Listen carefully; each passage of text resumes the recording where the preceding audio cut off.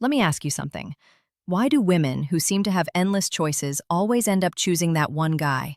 The one who doesn't even chase them? You know the type. Calm, confident, unbothered. It's not luck, it's psychology.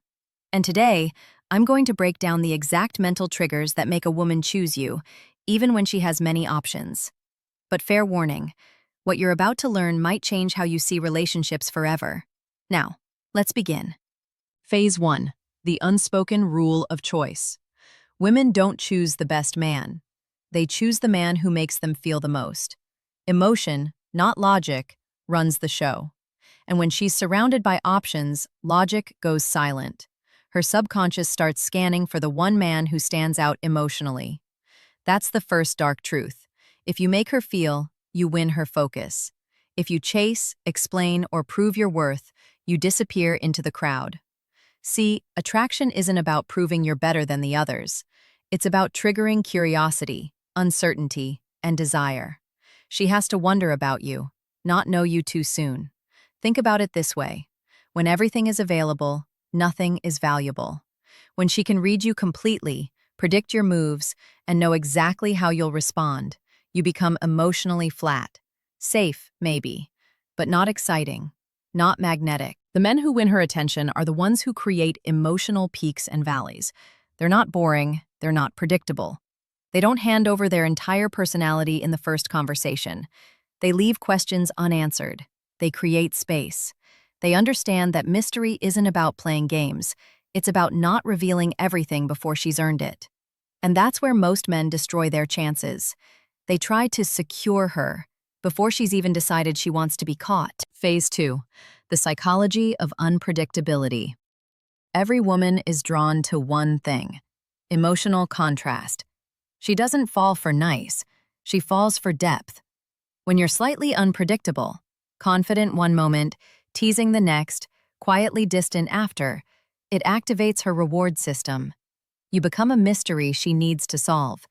This is Machiavellian attraction, not manipulation, but strategy.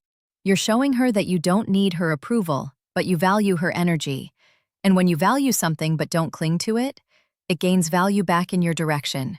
Here's what most men miss. Predictability kills attraction. When she knows exactly how you'll respond, when you'll text back, what you'll say next, the dopamine stops flowing. Her brain stops lighting up. But when you introduce calculated unpredictability, when you're warm but not always available, interested but not desperate, attentive but not hovering, you tap into something primal. You become a puzzle, and human beings are hardwired to solve puzzles. This doesn't mean being inconsistent or unreliable. It means being multidimensional. It means showing different sides of yourself at different times. The serious professional, the playful joker, the thoughtful listener, the bold risk-taker. When she can't put you in a box, she keeps trying to figure you out. And while she's doing that, she's thinking about you. That's the moment she starts competing for your attention, and she won't even realize it's happening. Phase 3. The power of emotional control. Here's a dark psychology truth. The person who controls the emotional tone of an interaction controls the attraction. If she gets emotional and you get emotional back, she leads. If she gets emotional and you stay centered, you lead. Women are instinctively drawn to emotional anchors. Men who remain calm during drama, mystery, or tension signal strength at a primal level. That's why silence, smirks, and composed reactions are so powerful. They show emotional dominance. She reads it as, "This man can handle me." Let me be clear about something. Emotional control isn't about being cold or robotic. It's about being the steady force in a chaotic moment.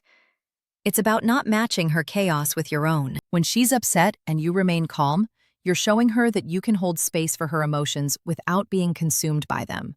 When she tests you with drama and you respond with composed confidence, you're demonstrating that you're not easily shaken. This is leadership. This is masculine energy in its truest form. And here's what's fascinating. When you master this, she starts to feel safer with you. Not bored safe, protected safe. Like you're the kind of man who can handle whatever life throws at you, and at her. Most men fail this test miserably.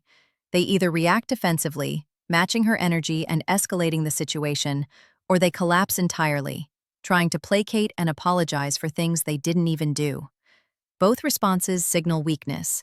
The man who can listen, acknowledge, and respond with centered strength, he stands out instantly. And the moment she feels that, you stop being one of her options.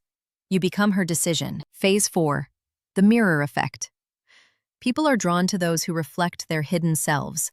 If you can mirror her emotions subtly, her tone, pace, or expressions, she'll feel connected to you instantly, without knowing why. This is subconscious bonding. It's not fake, it's awareness. By matching her energy when she's open and relaxed, and grounding it when she's anxious or unsure, you create what psychologists call emotional safety with tension. That mix? Deadly attractive.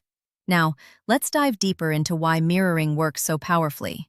When someone mirrors our body language, speech patterns, or emotional state, our brain interprets it as similarity. And similarity breeds trust and connection. But here's where it gets interesting.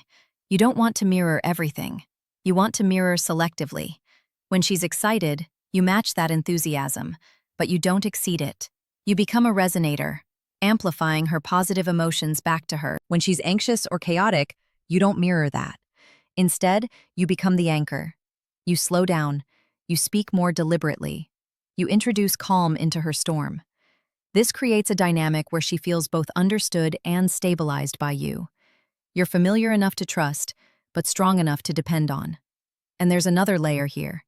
Mirroring also includes reflecting back her values, her humor, her worldview, but through your own lens. You're not parroting. You're showing her that you understand her on a deeper level. When a woman feels truly seen, not just heard, but understood at a soul level, she bonds with you in ways that transcend physical attraction. Because when a woman feels both safe and challenged by you, she'll start to crave your presence. Phase 5. Value through detachment. Now, this is the Machiavellian principle most men can't master. When you don't need her, she starts to need you. See, detachment isn't coldness. It's quiet power. It's being okay with her staying or walking away. And when she senses that your world doesn't collapse without her, she starts fighting to be part of it. This flips her instinctive psychology. You go from one of many to the one she's trying not to lose. Let's be honest about something. Neediness is the ultimate attraction killer. When you need her validation, her approval, her constant attention, you're communicating low value at a subconscious level. But when you have a full life, real friends, real passions, real purpose, and she's an addition to that life rather than the center of it, everything changes. This is where abundance mindset comes into play. And I'm not talking about dating multiple women at once necessarily. I'm talking about having an abundant life. A life so rich with meaning, growth, and fulfillment that no single person can make or break it. When you operate from this place, something magical happens. You stop chasing outcomes. You stop trying to force things. You stop being desperate for her to choose you. And ironically, that's exactly when she does choose you. Because now you're the rare man who isn't affected by her beauty, her options, or her tests. You're the man who appreciates her but doesn't need her to feel complete. And that's intoxicating. Women spend their entire lives dealing with men who want something from them. The moment they meet a man who wants to share an experience with them rather than extract validation, it's revolutionary. Ironically, she only realizes your value when you're no longer trying to prove it. Phase 6. The final choice. Attraction peaks when emotion meets scarcity. When she realizes you're rare, that your energy, your control, your unpredictability isn't something she can replace, her brain locks onto you. You stop being a choice. You become the standard. And here's the most powerful truth. You don't convince a woman to choose you. You become the kind of man who makes her realize she doesn't want to risk losing you. That's the real power of dark psychology. Not games, not manipulation, but mastering your energy so deeply that she feels the difference between you and everyone else. Let me break down what this looks like in practice. When you've implemented everything we've discussed, the emotional control, the unpredictability, the mirroring, the detachment, something shifts in how she perceives you. You're no longer competing with her other options. You're in a category of your own. She starts comparing other men to you.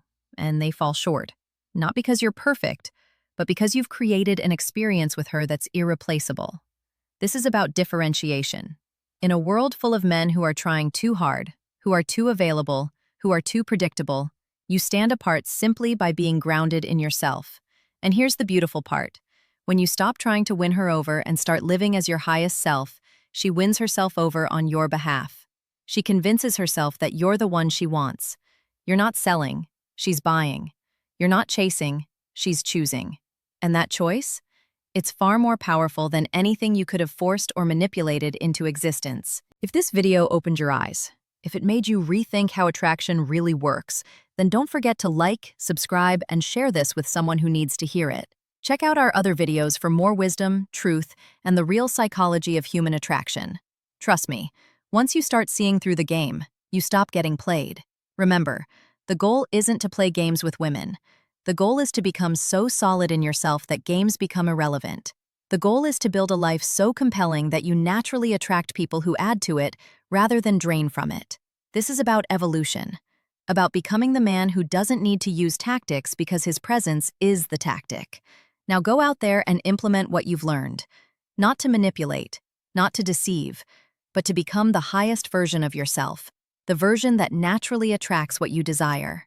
Because at the end of the day, the most attractive thing you can be is authentically powerful.